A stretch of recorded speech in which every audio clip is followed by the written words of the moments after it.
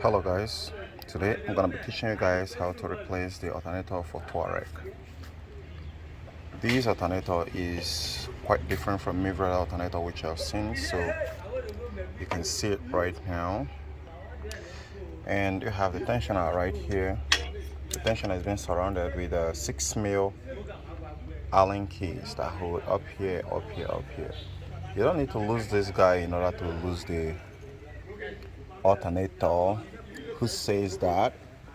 Well, not me, likely, because you need to lose out this guy. So you need to first of all lose out the 3 Allen key bolt that hold it in place and get it out of the way. But before you lose this guy here, you need to find 17 mil socket, right? And put it right here, right? Then you torque it downwards because the spring extends up.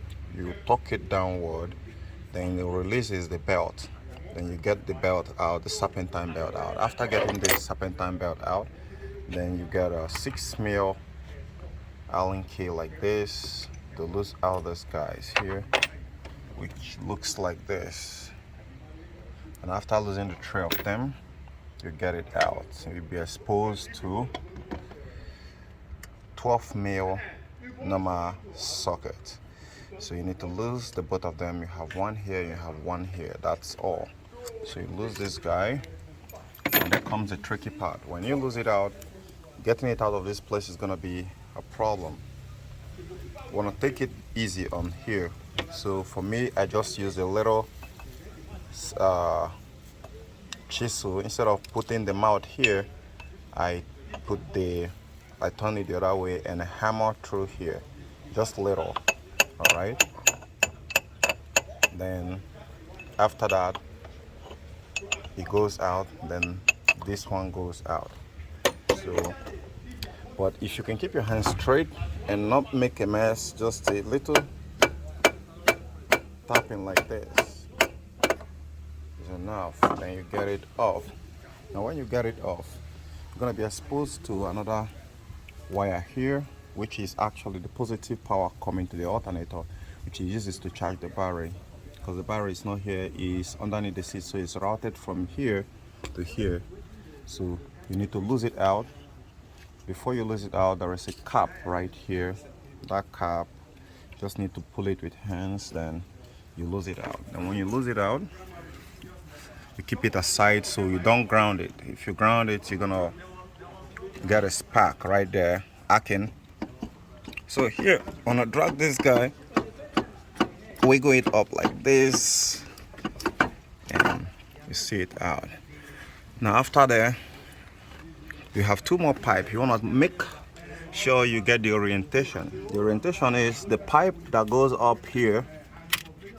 Let's put it how it should be. The pipe that goes up here, go to the right part of the hose that connects through the back. So you want to find something to catch your coolant, because there's gonna be coolant leaking.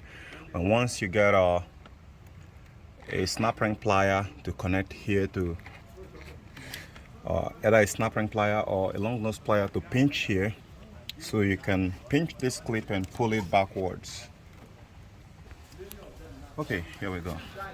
So why is the orientation important?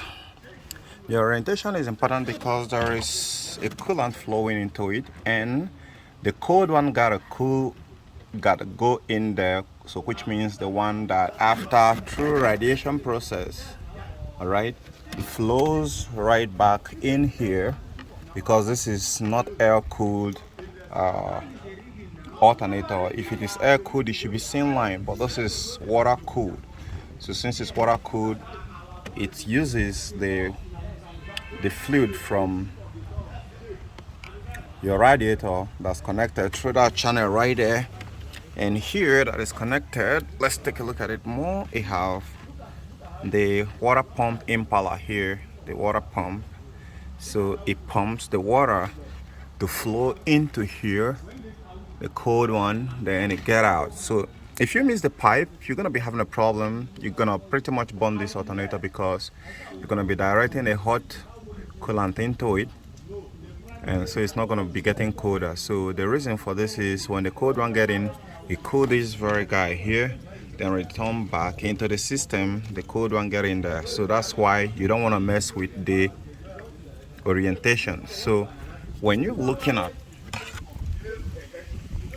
the alternator from this direction, the upper hose that's actually connected to the coolant pump is by the right hand side, all right, while the left one is the one that goes back inside the engine. So I want you to use that to understand it. So let me go ahead and unclip it.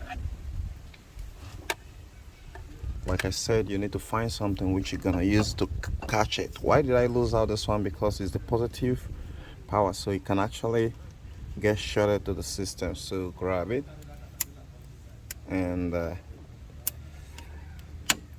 this is, guys, before removing this thing here, there is a trick, and I intentionally, for those who really want to follow the guide and procedure to be the one who are going to reap the benefit, that is why I decided to put it just around 6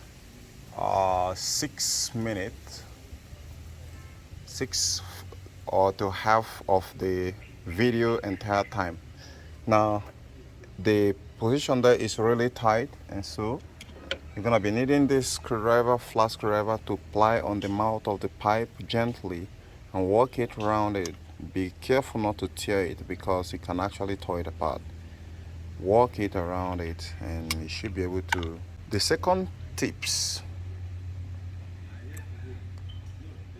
in order not to allow the coolant to leak out and pour down like you see right now, what you want to do here is you want to make sure that this reservoir tank here is intactly locked, and when it's airtight, it's not going to allow the coolant to drip out through those if you lose it out. So you have to lose it out and channel them up there like you see me do, else it's going to start leaking and you're going to be needing to refill it with another coolant or top it off with water.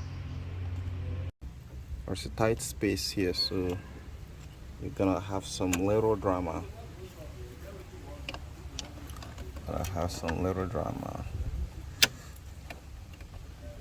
So, well, I told you there's gonna be drama, so you can see it right now. So, but pretty much this is it, right? So you take your time and remove this guy, shift it out of the way. When you shift it out of the way, I'm supposed to show you how this is done, but since I'm supposed to have demonstrated it, but since I'm using one hand to hold the camera, so just to remove this one here, then you need to grab this pipe and wiggle it because it's been long right there. So as soon as you wiggle it up side to side or left and right, then what you are expecting should happen, which is you should be able to lose out. Be careful, there is a plastic there. If you force it, you break it. If you break it, you buy it. So the same thing goes on the other side there, and make sure that like if you look at the other side right there, the douchebag guy who actually removed it didn't clip it right, because it's quite on a tight spot to remove it and to put it back. So that's why I guess you just left it there. So once you've removed it, the main reason why I'm removing this one here is because I need to remove the compressor. I need to replace the compressor and get the AC working, and you can see that the belt is actually shredded. So if it is for the belt, I will not need to remove the alternator, but because I need the compressor removed, so I got to get a lot of things out of the way. So other safety there is when you remove it, you should find something to block this coolant lines so that the coolant doesn't drip out. If you have the original coolant right in there, it's gonna be costing you more to get it back. And you do have a bleeding here. That's why I say this is a special one, so you need to bleed air out of it when you're done. When you get the new one in, allow the coolant to flow in there, then open here that should be 5 mil. Open it, and when the air got out and complete and you just see only coolant flowing out, then you can tighten it up. But be sure not to allow it to touch back here, because it might be able to short circuit some things, and you'll be running back into the past source to get another one. So guys, I remain Dr. Cool Auto Fix. When next you have a car problem, don't hesitate to drop a comments in the comment section of my video, and we'll see about it. But make sure you're my subscriber. That's all. Bye for now.